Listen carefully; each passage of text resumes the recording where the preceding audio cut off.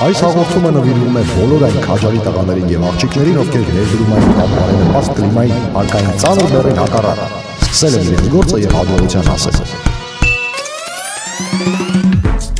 Բիզնեսի անատոմիա հաղորդում քարից փող քամելու մասին։ Ողջույն, լրատվական ռադիոյի եթերում աշխատանքն է սկսում բիզնեսի անատոմիա հաղորդաշարը, ես Սաթեն Միքայելյանն եմ, սիրով ներկայացնեմ իմ այսօրվա հյուրին, այսօր տաղավարում հյուրընկալել եմ հերթական անգամ ոչ վերբալ հաղորդակցության մասնագետ Արշալույս Մուշկամբարյանին, ողջույն։ Ողջույն։ Նախորդ անգամ Արշալույսի հետ խոսում էինք բանակցային գործընթացի մասին, թե ինչպես պատրաստվել, ինչպես դիմացինին ճանաչել, հասկացա մի բան ու ֆիքսեցի հիմնական ասելիքը, թերևս որ միշտ մի կողմը հաղթող է լինում ու լավ կլինի, լավ պատրաստվեք, որպեսզի այդ հաղթողը դուք լինեք։ Նույնիսկ այստեղ հաղթողը իհարկե մի քիչ ավելի հարաբերական է ասված, բանակցային գործընթացում հաղթող, որպեսզի քո վերջնական արդյունքին հասնես։ Հիմա այսօր եւս հետաքրքիր թեմայից խոսենք ու դարձյալ դերևս բիզնեսում բանակցային գործընթացում օգտագործելու համար ու նաեւ առօրյա կյանքում ինչու ոչ վերբալ հաղորդակցման մասին այն ինչի մասնագետն ես դու։ Հենց սկզբից մի բան ճշտենք, հետո անցնենք առաջ։ Առհասարակ դիմաց մարդու հետ հաղորդակցվելիս այ վերբալ ու ոչ վերբալ կոմունիկացիոն միջոցները, ասեմ, հա, երևի թե իրենք պետք է սինթեզված դիտարկես, թե ավելի շատ առավելապես կենտրոնանաս ոչ վերբալի վրա, որովհետեւ ոնց հասկացանք դա շատ ավելի ճիշտ հաղորդակներ է տալիս, քան վերբալը։ Վերբալով կարող ես խաբել, ոչ վերբալը ոչ այդքան։ Կամ մեծ դժվարությամբ, կամ մեծ հմտության դեպքում։ Միանշանակ պետք է ուշադրություն դարձնել ոչ վերբալի վրա, առանց սինթեզելու կարելի է այսքան միայն առավելապես ֆիքսվել դրա վրա։ Առավելապես ֆիքսվել դրա վրա, բայց ոչ միայն դրա վրա, եւ դա պետք է անել շատ աննկատ, որպեսզի դիմացին չզգա, որ իրականում դու տեսնում ես նաեւ իր ոչ վերբալ սիգնալները։ Մի քիչ ավելի մանրամասն էստեղից։ Օրինակ լինում են դեպքեր, որ երբ մարդը ինչ որ գիտելիք ունի այս ոլորտից, նա սկսում է միայն նայել այդ ժեստերին, որտեղ նայեց, որտեղ ինչպես գլուխը թեքեց, ձեռքերը ինչ արեց, ինչի հետ է խաղում եւ այլն, հա, որովհետեւ օրինակ մատանիի հետ խաղալ նշանակում է լարվածության նշան, եւ հաճախ մարդիկ, ովքեր դրա մասին գիտեն, երբ տեսնում են, որ մատանիի հետ ինչ որ մեկը խաղում է, դա ֆիքսում են եւ դա շատ ակնհայտ երևում է։ Այսինքն այդ ամեն ինչը պետք է անել միանշանակ եւ առաջնահերթ պետք է անել, բայց այնպես չանել, որ դիմացինը դա զգա, որ իր ժեստերին հետևում են, հա, որովհետեւ խոսքի մեջ խոսալուց էլ մենք լսում ենք այն ինֆորմացիան, ինչ ստանում ենք, բայց մենք երբեք դիմացինին դրանից ինչ որ անհարմար վիճակի մեջ չենք դնում, հետեւաբար նույնն էլ ոչ վերբալը պետք է լինի։ Հիմա խոսենք ոչ մասնագետների մասին։ Նույն եթե էլի վերադառնանք բանակցություն եւ այլն բիզնեսում ինչ որ հանդիպումներ գործնական ոչ մասնագետի համար բազային ինչ իմացություն է պետք, որպեսզի այսպես ճիշտ հաղորդակցվի, իրեն ճիշտ պահի ու հասկանա նաև դիմացինին։ Հիմնական բաները դա միմիկաներն են եւ ժեստերը, որ մարդ պետք է իմանա, դե ինձ համար հիմնական շատ բաներ կան։ Չէ, ասեք մեզ համար, ոչ մասնագետի համար։ Ոչ մասնագետի համար Հայաստանում ընդհանրապես տարածված է մարմնի լեզուն, հա, որպես այդպեսին ժեստերը եւ միմիկաները։ Եվ հիմնական մարդիկ խոսալով ոչ վերբալի մասին հենց դա էլի նկատի ունեն։ Մինչդեռ ոչ վերբալը շատ կոմպլեքս եւ շատ մեծ ոլորտ է, որը ընդգրկում է մի շարք բաներ, որին պետք է ուշադրություն դարձնել։ Լավ, այսինքն մենք այսօր կենտրոնանում ենք ժեստերի միմիկայի վրա։ Ինչպես կուզեք։ Դերևս աչքեր, ձեռքեր, հա, շարժումները։ Հիմնական ինչ որ բազային բաներ, որը ինչ է նշանակում։ Օրինակ ոչ մի ձև չեմ կարողանում դա հիշել, բայց աջ վերև նայել կամ ձախ ներքև նայելը դրանք ինչ որ միշտ ստանդարտ բաներ են, հա, նշանակում։ Միշտ ստանդարտ է նշանակում, եթե դուք գիտեք մարդը աչլիկ է, թե ձախլիկ։ Որովհետև եթե ձախլիկ է, դա լրիվ հակառակն է նշանակում։ Եվ դեմքի վրա բացի աչքերից կա ճակատը, կան ունքերը, կան այտերը, կա բերանը, կա քիթը։ Նույնիսկ քթանցքերը, հա, իրենք էլ են ինչ-որ ինֆորմացիա ասում, բայց որը առաջին հայացքից կարող է աննկատ թվալ, բայց երբ մարդը լարվում է, նա ավելի շատ թթվածին է պետք, նրա շնչառությունը արագանում է, որպեսզի երբ նրա շնչառությունը արագանում է, քթանցքերը մեծանում են, որովհետև նա պետք է ավելի արագ շնչի, հա, եւ մինչդեռ շատերը ասում են քրտնել, ձեռքերի մատները երբ որ հավաքվում են բռի մեջ եւ այլն, եթե դուք ձեռքերը չեք տեսնում, եթե դուք այդ քրտնելը չեք տեսնում, ընդհանրապես քթին հետևելով կարող եք տեսնել մարդը լարված է թե չէ։ Դունչը, հա, դնչի մկաների շարժումից էլ կարելի է տեսնել շատ բան եւ այլն, այսինքն դեմքի վրա միայն աչքերը չեն, այնտեղ մի ամբողջ կոմպլեքս է, որտեղից կարելի է ինֆորմացիա ստանալ։ Այ ոչ մասնագետներին հիմնականում սուտ ասել կամ ճշմարտություն ասելն է հետաքրքիր։ Դրան ոնց հետևել։ Ինչին ուշադրություն դարձնել, որ դեպքում ինչ է նշանակում։ Ուշադրություն պետք է դարձնել հակասություններին։ Երբ մարդը անկեղծ է խոսում, նրա մարմնի լեզուն եւ նրա խոսքը համահունչ են։ Երբ սկսում է հակասել, արդեն նշանակում է, որ մարդը սուտ է ասում։ Օրինակ, եթե նա ասում է ես քեզ հետ անկեղծ եմ, հա, գլուխը ցույց է տալիս ոչ, բայց ներողություն, բայց մենք խոսքի միջոցով տեսնում ենք այո, հա, ամենահասարակ բանը, որ կարող եք ունկնդիրները կարող են հետևել, կամ երբ գլուխը ցույց է տալիս այո, բայց խոսքը ասում է ոչ, դա էլ է հակասություն, դա էլ է ստի նշան։ Հաջորդը երբ ուսերն են բարձրանում եւ մարդը հստակ մի բան է ասում, հաստատում է կամ հերքում է, բայց ուսերը բարձրանում միջնում են, դա նշանակում է, որ նա չգիտի, հա։ Երբ մարդը ասում է ես հանգիստ եմ, շատ լավ է եւ այլն, բայց մենք տեսնում ենք շուրթերի հատվածում լարվածություն, երբ շուրթերը ձգվում են, դա արդեն նշանակում է, որ մարդը լարված է։ Եվ այդպես մի շարք բաներ։ Ձեր հերթական հաղորդումից, որը մեր եթերում հեռարձակվում է, ես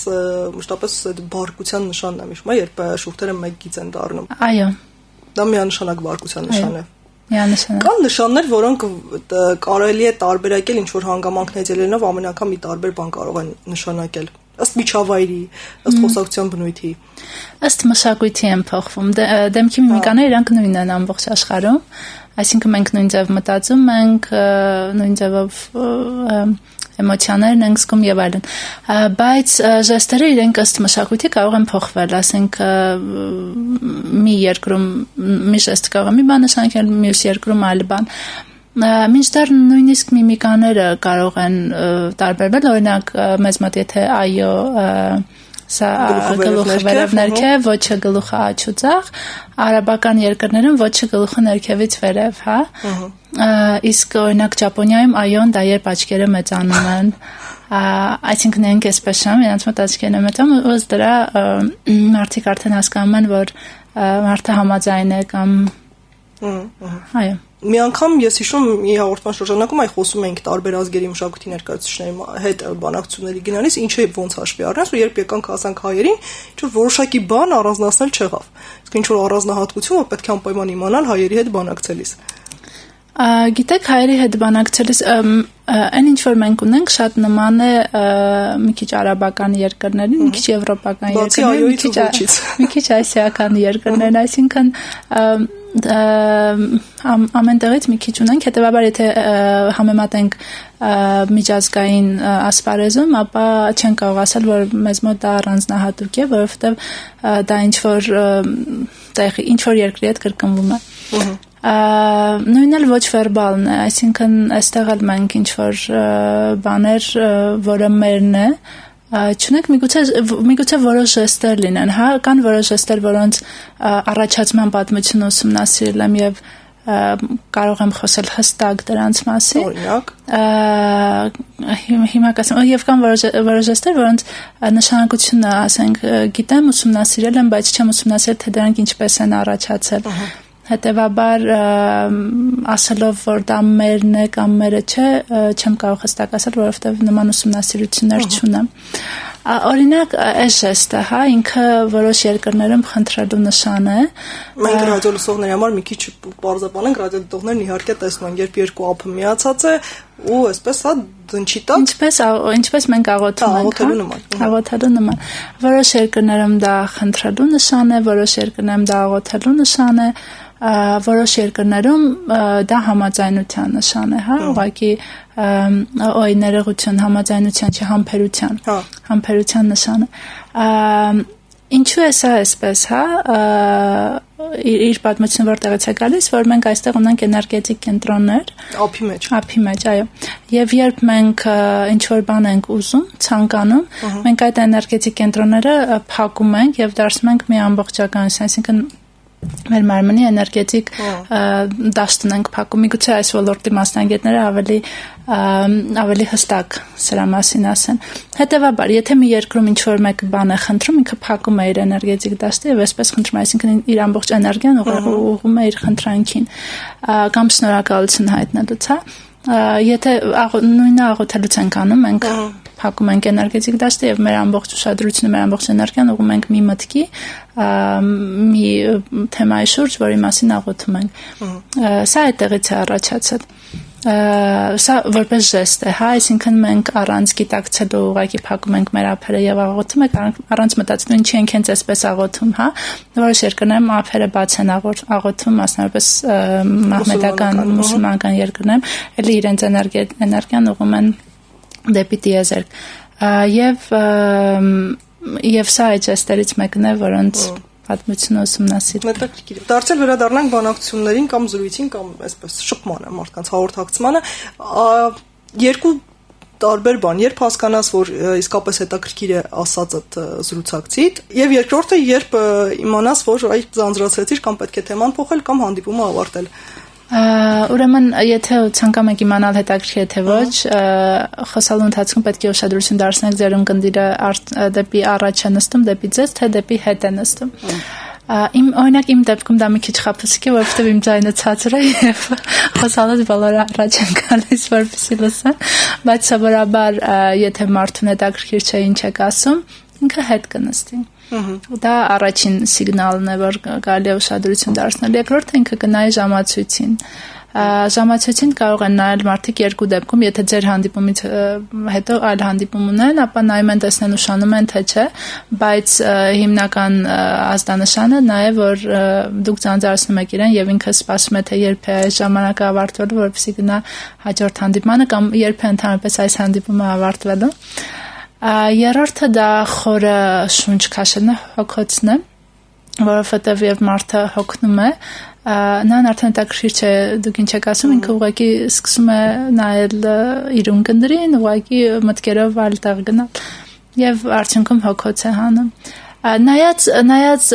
տարբեր են, կան մարդիկ, որոնք անհետաքրքրությունից սկսում են նյարդայնանալ, դա այլ սիգնալներ են, եւ կան մարդիկ, որոնք անհետաքրքրությունից սկսում են երազել, այլ բաների մասին մտածել, այդտեղ այլ սիգնալներ են, բայց երկու դեպքում էլ մարդը հետ է նստում։ Ամենաառաջին կարևոր ազդանշանը, որին կարելի է հետևել, դա երբ զրույցի ընթացքում մարդը հետ է նստում։ Եթե դուք բանակցում եք կամ ինչ-որ բան եք վաճառում, հա, սա այն մասնագետներն, ովքեր վաճառքով են զբաղված, եւ ձեր ունկնդիրը հետ է նստում, ապա ընդհանրապես պետք է կամ թեման փոխել, սկսել ինչ-որ բանից խոսալ, որը նրան կհետաքրքրի, կամ փորձել ձայնի տոնայնությունը փոխել, այնտեղ մի շարք պրիոմներ կան, հա, ուշադրությունը շեղելու։ Ըստ ում մենք դեմ չենք լինի, եթե 1-2-ը ասեք։ Մեկը տոնայնության փոփոխությունն է, երբ որ դուք տոնայնությունն եք փոխում, մյուսը ինչ որ նեյտրալ բառեր ասելն է, այսինքն դուք զրուցում եք մի թեմայի շուրջ, եւ փորձում եք ինֆորմացիան հասնել ունկնդրին, եւ երբ զգում եք, որ նա հետաքրքիր չէ, նա այլևս ձեզ չի լսում, դուք կարող եք զրույցի մեջ ինչ որ նեյտրալ բառեր օգտագործել, հա, ձեր խոսքը կդառնա ոչ կապակցված եւ դա ունկնդրի մոտ շփոթմունք կառաջացնի, որովհետեւ նա կստանա իրարից անջատված բառեր։ Հա, այսինքն այնտեղ մի բան կաշխատի, ազդակ կլինի։ Եվ նրա ուշադրությունը հետ կբերեք։ Երրորդը դա նայում եք այս երրորդ աչքին, հա, սովորաբար երբ որ նայում եք մարդուն այստեղ, իր մոտ անհանգստություն է առաջանում, թե այստեղ ինչ, այո, դիսկոմֆորտ։ Եվ նրան դիսկոմֆորտի մեջ դնելով դուք նա ուշադրությունը հետ եք բերում։ Եվ դրանից հետո ինչ ասեք, նա հետաքրությամբ կլսի, թե ինչքան ժամանակ կլսի, դա արդեն կախված է ձեզնից։ Հետաքրքիր է։ Ինձ ուղղակի հետաքրքիր է, ոնց է այս ամեն ինչին տիրապետելով, իմանալով առօրյա ձեր կյանքը կազմակերպել։ Իսկ հիմա մենք նստած զրուցում ենք, ես մտածում, որ նաև ինձ եք այդ անալիզին ենթարկում։ Գիտեք, երբ որ տարիներ առաջ նոր էի սկսում ուսումնասիրել, այո էր։ Այդ ժամանակ շատ ուշադրություն էի դարձնում։ Այսինքն այդ ժամանակ փնտրում էի, որովհետև ինձ հետաքրքիր էր ինչպես է դա աշխատում իրականում, հա։ Հիմա արդեն դա ավտոմատ կերպով է կատարվում, ինչպես օրինակ մենք ինֆորմացիան ստանում ենք, ավտոմատ կերպով վերլուծում ենք եւ արձագանքում ենք, նույնն էլ սա է, որովհետեւ հաճախ եմ ստանում այս հարցը, թե արդյոք դժվար չէ ապրել մարդկանց հետ իմանալով այս ամենը։ Իրականում ոչ թե դժվար է, այլևս ոչ մի բանի վրա չես զարմանում, որովհետեւ այնքան բան ես նկատում, որ այլևս ոչինչ զարմանք չի առաջացնում, որովհետև մինչ այդ ամենը կատարվելը դու դա արդեն վաղուց տեսել էիր։ Հետաքրքիր է։ Ենթադրում եմ, որ դրանից հետո հաջորդ շաբլոն հարցը, որ տալիս են, հնարավոր է արդյոք կառավարել ժեստիկուլյացիան։ Ու ինչ աստիճանով է դա հնարավոր է, ինչքան մասնագիտ գնաս, որ իսկապես կառավարես նաև ժեստիկուլյացիան։ Գիտեք, օրինակ ես երբեք չեմ մտածում կառավարել իմ ժեստերը կամ միմիկանը, եւ ես շատ եմ օգտագործում, հատկապես եթե հայերեն եմ խոսում, շատ եմ օգտագործում, որովհետեւ հաճախ ինձ պետք է որ իմ ինֆորմացիան հասնի այնպես ունկնդրին ինչպես ես կցանկանայի որ նա հասկանա, եւ դրա արդյունքում ժեստերն են օգնության գալիս, ժեստերը սկսում են լրացնել իմ խոսքը։ Ես հակադարձ հարց եմ տալիս, իսկ ինչի համար եք դուք ուզում կառավարել ձեր ժեստերը։ Նայած ինչ դրություն կարող է լինել, նայած նույն բանակցության մասին ենք խոսում, գուցե իսկապես շատ պետք է պատրաստված գնալ, որպեսզի որ ամեն ինչ հարթ լինի ու դրա համար նաև պետք է քո սեփական ժեստիկուլյացիան ղեկավարես։ Ինչ-որ բանի համար, ոչ թե առհասարակ կյանքում, այլ ինչ-որ պահի, ինչ-որ միջավայրում։ Բանակցությունների դեպքում սովորաբար ես ասում եմ, որ պետք է եւ դասընթացների ժամանակ եմ ասում, պետք է անկեղծ տրամադրվել եւ անկեղծ գնալ, հա, դրական տրամադրվել եւ անկեղծ լինել քո մտադրությունների մեջ։ Երբ մարդը դրական է տրամադրված, այն ինֆորմացիան, որ նա գործընկերոջից ստանում է, ավելի դրական է արձագանքում։ Իսկ երբ նա լարված է գնում կամ ինչ որ մտահոգված է գնում եւ չի ուզում որպեսզի այդ բացասականը երևա, ապա այդ դեպքում նրան անհրաժեշտ է դա կառավարել, բայց այդքան աշխատանք տանելու եւ այդ ամենը կառավարելու եւ լարված լինելու փոխարեն ցանկալի է ընդամենը նախապես դրական տրամադրվել բանակցություններին։ Սովորաբար հանցագործներն են, հա, շատ մտածում իրենց ժեստերի եւ միմիկաների կառավարելու համար եւ նրանց դա պետք է որպեսզի նրանք կառավարեն։ Միմիկաները ըստ երևույթին հնարավոր չէ կառավարել, հատկապես եթե խաչված հարցեր են տալիս եւ մարդը չի սպասում այդ հարցին, նա սկսում է անկեղծ արձագանքել եւ այդտեղ բոլոր միմիկաները սկսում են երևալ։ Ժեստերի հետ կապված կան որոշ ժեստեր, որոնք կարելի է կառավարել եւ կան որոշ ժեստեր, որոնցից ցանկալի է ազատվել։ Օրինակ խաչված ձեռքերը, որ մենք խաչում ենք կան կոնկրեսիա կա դրա մեջ, չէ՞ ոնց որ թե դրա մեջ կա պաշտպանվածություն, մարդիկ պաշտպանվում են։ Դա ագրեսիան նույնպես պաշտպանության մեթոդներից բայց մարդը ոչ թե այստեղ փորձում է ագրեսիա ցուցաբերել, այլ փորձում է իրեն պաշտպանել այն ագրեսիայից, որ նա ենթադրում է, որ պետք է լինի։ Իսկ դա անկալելի ու դրական ժեստ չէ։ Դա դրական ժեստ չէ, բայց բոլոր իմ տրեյնինգների ժամանակ միշտ խմբերում լինում են մարդիկ, ովքեր ասում են, ինձ մոտ դա սովորություն է։ Ես ասում եմ, որ դա պաշտպանվելու նշան է, կան տարբեր խաչելու ձևեր, հա մի շարք կան, մենք դրանք բոլորը նայում ենք, վերլուծում ենք, բայց սովորաբար կան միշտ խմբերում լինում են մարդիկ, որոնք ասում են, ես այդպես ինձ հարմարավետ եմ զգում եւ դա ինձ մոտ սովորույթ է։ Այդ դեպքում ես ուղղակի ասում եմ, որ կարող է մի շարք հարցեր լինեն, որոնք ձեզ անհանգստացնում են կյանքում եւ դրա համար եք դուք փակվել։ Փորձեք մի քանի տարուց հետո, հա, միջինում 3-ից 5 տարի, եթե այդ հարցը լուծվի ձեր կյանքում, դուք կտեսնեք, որ այդ ժեստը կվերանա։ Եթե այդ հարցը չի լուծում, միգուցե դուք կարող եք հակառակը անել, այդ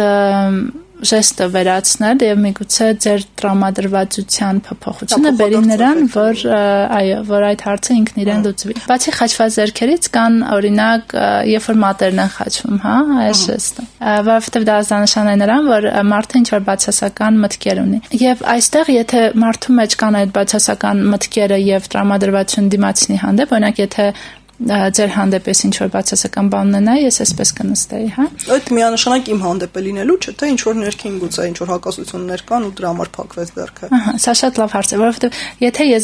եթե մենք նստենք, ի սկզբանե ես այսպես անեմ, սա կլինի իմ հիմնական գիծը, այսինքն սա կարող է ձեզ հետ կապ չունենալ, միգուցե սա առաջացել է ձեզնից առաջ, երբ ինչ-որ մեկի հետ շփվել եմ, բայց եթե մեր զրույցի ընթացքում ես այսպես հանգիստ նստեմ եւ դուք ինչ-որ հարց տաք կամ ինչ-որ բան ասեք, ես փակվեմ, դա արդեն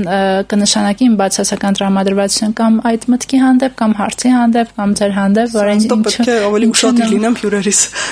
ժեստիկուլյացիային ու միմիկային նաեւ։ Մի թեմայի էլ անդրադառնանք, Արշալույսը նախքան մեր ձայնագրությունն ասաց, որ ժպիտի 3000 տեսակ կա, այս թիվը մինչև հիմա չեմ կարողանում ճիշտն ասած մարսել, ինձ թվում է մաքսիմում 3-4-ը, լավ, 5 10, բայց ոչ 3000։ Ու դրա մի քանի օրինակները կան, մենք հիմա մեր ռադիոդիտողներին ցույց կտանք, ըստ երևույթին, այսպես նաև բացատրելը, թե որը ինչ է նշանակում։ Այո, կան 3000, մոտ 3000 տեսակ ժպիտ եւ տարբեր մասնագետներ այդ թիվը տարբեր ձևով են ներկայացնում, այսինքն որոշները ավելի քիչ, որոշները ավելի շատ։ Այսօր ես կուզեի խոսեմ 8 տեսակի մասին, որոնք մենք նաև ցույց կտանք մեր ունկնդիրներին։ Առաջին 3-ը։ Այստեղ մենք տեսնում ենք, որ այս աղջիկը ժպտում է,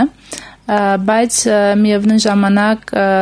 մենք տեսնում ենք, որ այս ժպիտի տակ կա զայրույթ։ Միգուցե սկզբանե առաջին հայացքից այդ զայրույթը շատերի համար չի երևա, բայց հիմա որ ասեմ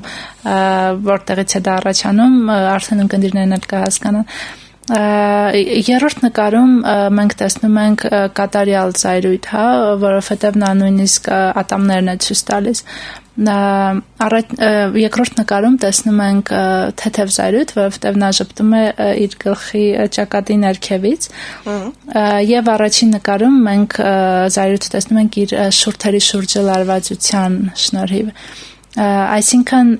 երեքն էլ ժպիտ են եւ առաջին այսքից թվում է թե մարդը շատ երջանիկ եւ այ ձեզ ինչ է թվում այս նկարը որ նայում եք։ Թերևս տհաճ է ամեն դեպքում